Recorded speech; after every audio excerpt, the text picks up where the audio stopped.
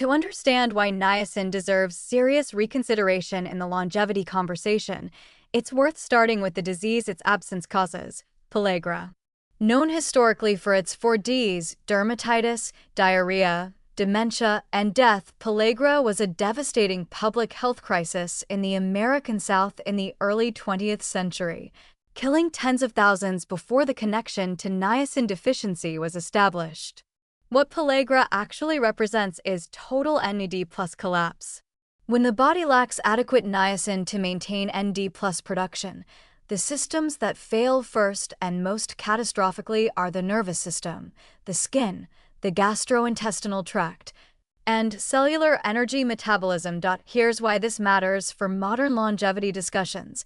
The biological systems destroyed by pellagra are almost exactly the systems that NMN marketing claims to protect. Neurological function, skin integrity, gut health, mitochondrial energy production, all of these collapse when NAD+ falls far enough, and all of them respond to niacin supplementation with dramatic, often rapid recovery.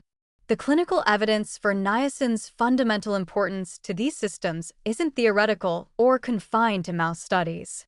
It was established over decades of real-world human observation in the worst possible conditions.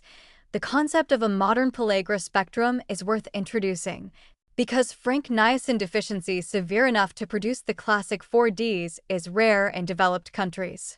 But subclinical and moderate niacin insufficiency may be far more common than acknowledged.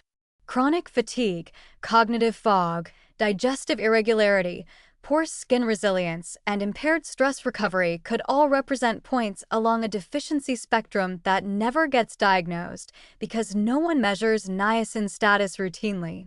Alcoholism depletes NAD+ and increases niacin requirements significantly.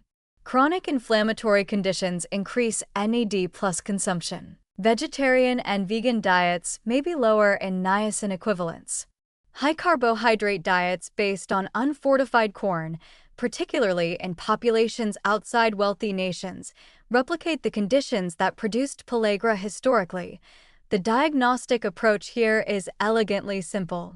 If you calculate your dietary niacin equivalent intake from meat, fish, whole grains, legumes, and compare it against the RDA of 16 milligrams for men and 14 milligrams for women, you may find your baseline is lower than you assumed.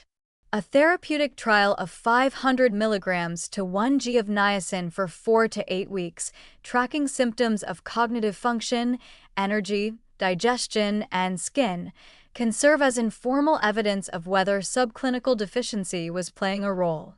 The broader point is this: before spending $1,200 a year on cutting-edge NAD+ precursors, it's worth asking whether your body's baseline niacin status is actually optimized. The history of pellagra proves beyond any reasonable doubt that niacin is foundational to the exact biological processes modern longevity science is most interested in preserving. That proof came at enormous human cost. Ignoring it in favor of newer, more expensive alternatives would be a strange way to honor it.